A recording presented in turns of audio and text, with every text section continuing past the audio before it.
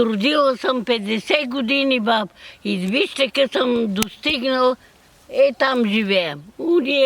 Аз им не казвам фургон, не казвам контейнер. Добър вечер, приятелю млад. Добър вечер, другарю. Добре дошъл в нашия град. Добре дошъл в България.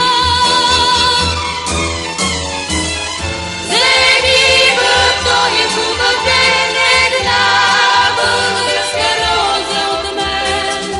Нека тя да ти разкаже с ароматния си глас за Балкана, за морето и за всички нас. Дадат леща, боб, такова къде. Аз не мога да кажа какво дадат, добре дошло. Консерви, нещо. Аз понеже живеех в Козлодуй, отидох при сина си и съм седела 5 месеци, да валя се яден, да валя се одяла, много работи. Кой е можал, баба? Одила и е взела.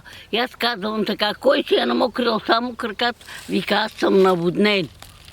А кой го... Ще видиш колко е вода. Кой е имал 2 метра вода в стаята, той не е наводнен, що не кадърен, не може да оди да взима нищо. Елате да... Само с ученца да видите, баб. Каквото ви каза, всеки ще рече лъжа. Нали, кой го не е гръмнало, той са. Кой кога го гръмне, тогава се кръсти. Всичко вече съм загубил, няма какво да губа, само един живот мога. И те тук е една по-млада булчица Марианка. Тя вика, Лели Юрино, добре, че се заведоха около Злодой, иначе щеше да се удавиш тук. А животни имахте ли? Имах и животни, нищо баба не остана. Нито са ми дали нещо, че съм... Па сега като ми трябва едно яйце, всичко опаднало такава. Не може да гледаш и животни. Аз се викам, просто не се отчая. Викам с бастона, мой да зафрува на 5 кокошки. Ма нямаш къде да ги затвориш, всичко опаднало, баб. А тук като дода, влага отдоле, не можеш да излезеш по стъпалата, понеже кухнята ми е била, тук имам долу стая и там къде летна кухня, ремотвак му казваме ние по село, те са сложили един кръг, че ще падне. Кой ще го ремонтира? Аз ще го ремонтира. Нищо не съм излагал. Какво съм... никой не е виновен. Казват природа. Верно, че природа. Ма че пусна язовирите и никой не призна. Иначе признава, а вика язовирите Борланскието. Сега никой. Природата. Валело дъжд. Всичко се е пропукало. Всичко. Седели сме 24 часа вътре. Оправите ли се? Ето колко сме се оправили. 1500 лева може да дали. Какво мога да направи с теб? Нищо. Нищо не мога да прави. Тук пропаднало, долу. Другата стая също. Това, което сте градили с години, то се е сринало за един ден. Аз 32 години не съм от този край.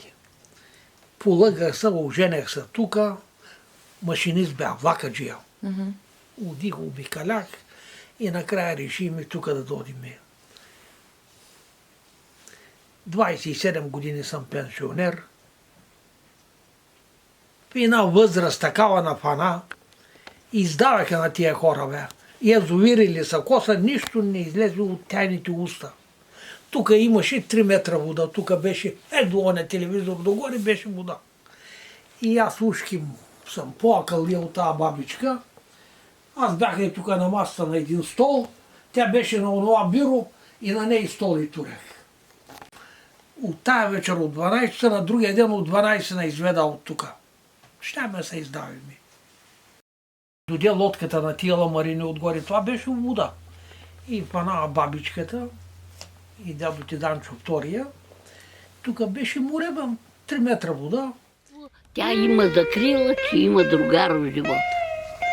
Много важно на стари години да имаш другар, баб. Иначе хората станахме лоши, егоисти. Не знам.